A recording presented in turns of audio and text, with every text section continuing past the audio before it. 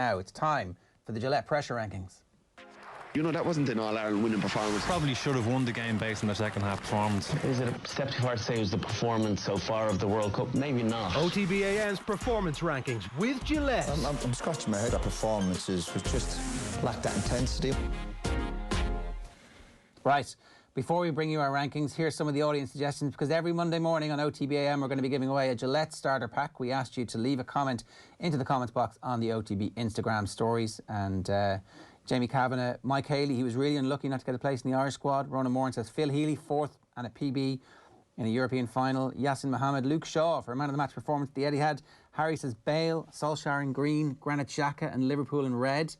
Turlo Clerkin says James Wade, UK Darts Open champion. Mick Blake says Gavin Coombs because of his constantly good performances throughout the season, and also Shane Daly.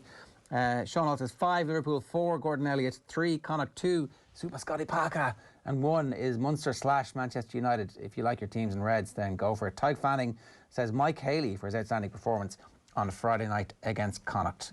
Right, Eoin Sheahan is the ultimate arbiter of the Gillette performance rankings. Who is red? Is it orange in the middle and green? Amber? Liverpool is red, as we've been told quite a bit for the last couple of years, but red in a bad way this morning. They're bottom of our performance rankings. The worst performance of the weekend, and it's not really surprising at this point, going down to Fulham, who look like they might be on the verge of staying up, which is great news for everybody. Newcastle or Burnley might actually get relegated in their stead. So Liverpool doing everybody a favour here.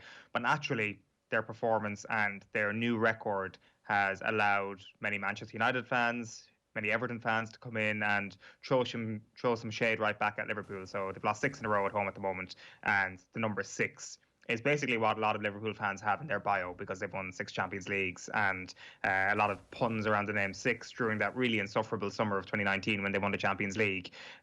So that's all been thrown back in their face, which is obviously hilarious, but also kind of funny because Everton and Manchester United probably won't win the Premier League anytime soon themselves. I'm waiting for that to be clipped and thrown back at me by Manchester United fans next season. But sure, look, Liverpool, though, bottom of the performance rankings in at number 5.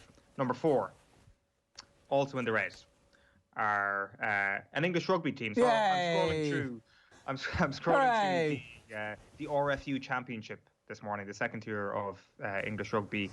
Top of the table at the moment are Ealing Trailfinders, the might of Ealing Trailfinders. In second place are Hartpury, and in a third place then are Cornish Pirates and Doncaster after them, and Coventry also on 4 points. So they're all in the promotion mix. If you go all the way down to 9th place in the RFU Championship, you find Saracens. This is the same Saracens that have conquered Europe on multiple occasions, that conquered Leinster last summer so spectacularly. They lost their first game in the championship at the weekend against the Cornish Pirates. 25-17 was the full-time score. Saracens had the lead 3 times in this game but couldn't get the job done.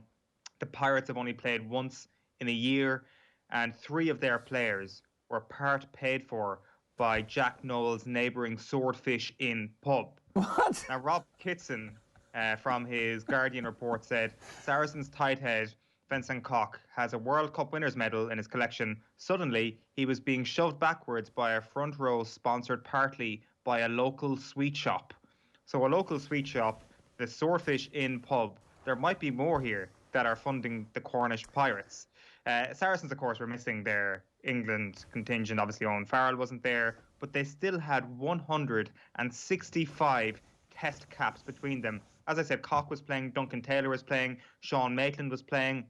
And to make matters worse, the Pirates co-coach Alan Paver came out after the game and said the guys, aka his own team, were not match fit. They were probably good for 60 minutes, but it was about sheer want and passion. So Saracens got beaten by the Cornish Pirates, who were only themselves for an hour of the 80 minutes. Imagine if they don't come straight back up. How delicious would that be? And surely you're making up those names. There's no such place called Doncaster, is there? Yeah, we'll have to see if they actually show up and play Saracens over the next little while. Nottingham rooted at the bottom of the championship, and Richmond and Nottingham, the only 2 teams in English professional rugby that are worse than Saracens at the moment. So there are poor performances. They're in the red. What is that? What's stuck in amber? Well, see, Amber's is a tough one to fill because you need to fit the mold of a couple of cliches. So if your team gets mentioned in the air of getting the job done, if they ground the result out, if they are recipients of the rub of the green, then they probably qualify for Amber. And Munster probably tick all those three boxes. They were relatively average on Friday night against Connacht, but they still won. So their future cliche bingo to move them into the green involves maybe squad depth, better discipline, maybe good hands, some offloads. They're the sort of things we need to hear about Munster to push them into the green. But I think a satisfying weekend all told for Munster. I've got to say, I think that Munster are on the verge of flaming out into like an absolutely brilliant team over the next 3 or 4 years. That all of the requisite parts are there. You've got a head coach who's been there for quite a period of time, who has made all the mistakes that you make when you're a rookie head coach and has beefed up the coaching tickets, which now is genuinely world class, where the strength and depth is fairly sensational in some parts. Like, weeks and weeks ago, we were talking about a crisis that they had at out half. Now, they can start with Healy and they can keep Joey Carbery coming off the bench for the rest of the year. And that's probably the right thing to do, given that Joey Carbery has missed so much rugby over the last period of time. But your sub is like this absolutely sensational guy. And Healy's getting all the starting time, where he's learning exactly what it's like. Craig Casey has got massive exposure to playing time and should see some time in a Pro 14 final and in a European game in the next couple of weeks. Now, maybe it's not this season. I actually, Alan Quinlan earlier on was saying, stick the eggs in the basket of the Pro 14, win that game, you've got your trophy and you've got the monkey off your back. I understand that, I absolutely do. I do feel like next year is going to be the year where Munster are explosively good, where there'll be fans in Thomond. Imagine what a full Thomond will be like when you've got Craig Casey buzzing around the place, and your sub 9 and 10 could be Lyons out half and Joey Carbery, or it's Ben Healy coming off the bench at 10. That's like pretty exciting times. So I'd have them in green, but maybe not yet. Maybe you're right. Maybe this is the rev your engines, let's go. But think about it this way: their 9 could be starting next season. Their 9 could be Conor Murray, 10 could be Joey Carbery, 12 could be Damien De Allende, and 13 could be Chris Farrell.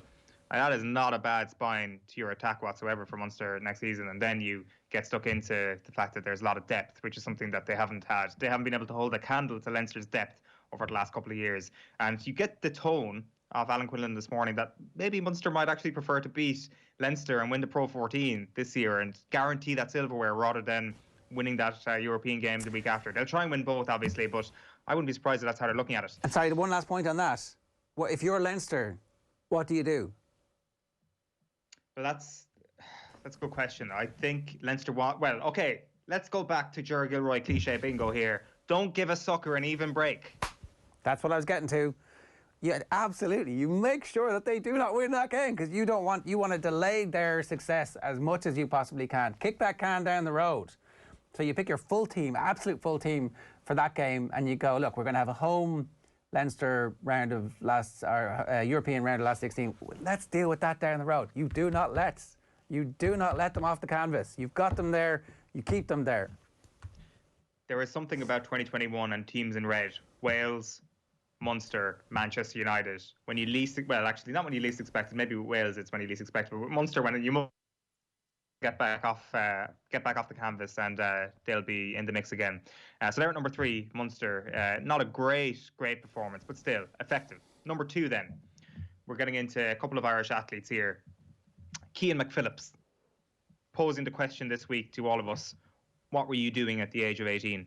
Now, Cian McPhillips may have breezed through his 800-metre heat on Friday. He may have finished 4th in a really fast semi-final, which everybody thought for a while was actually a European under-20 record. That was announced in error at the time, but still an unbelievably good performance from an 18-year-old. Nice. But I've got bad news for County Longford and Cian McPhillips this morning. I had done prestige mode 4 times on Call of Duty 4 when I was his age, and I do not believe Cian Phillips can hold a candle to me in that regard. So I'm sorry, mate. Go off and do your leaving cert. Go and take your supposedly very fast European under-20 record time. It's not good enough as an 18-year-old, I'm afraid to say. Phil Healy, also really good at the weekend. Her victory in her 400-metre heat obviously came, and then the semi-final as well. And I guess Some of us are getting more used to watching Phil Healy at 400 metres than at 100 or 200. And then in the final, for anybody who didn't see this, just makes one tactical shift coming down the home stretch, which she's not going to end up regretting, because she would have died wondering what would have happened if she hadn't made that move. But she comes off the bend, tries to come around and get into the medal position, but just comes up a little bit short. 1/5 of a second shy of a medal. So a really good performance from herself and Keane McPhillips, from my perspective anyway, the two that nudge Irish athletics into the green from the weekend's indoor action. Okay, so was there one more green? One more green, number one. The performance of the weekend, of course, Bryson DeChambeau. Now, one thing we probably overlooked last year was when Bryson DeChambeau came back beefier and bigger than ever, we kind of forgot that he was doing this without the baying mob of American golf fans. Like, is there anything that an American golf fan loves more than seeing somebody hit something a long distance?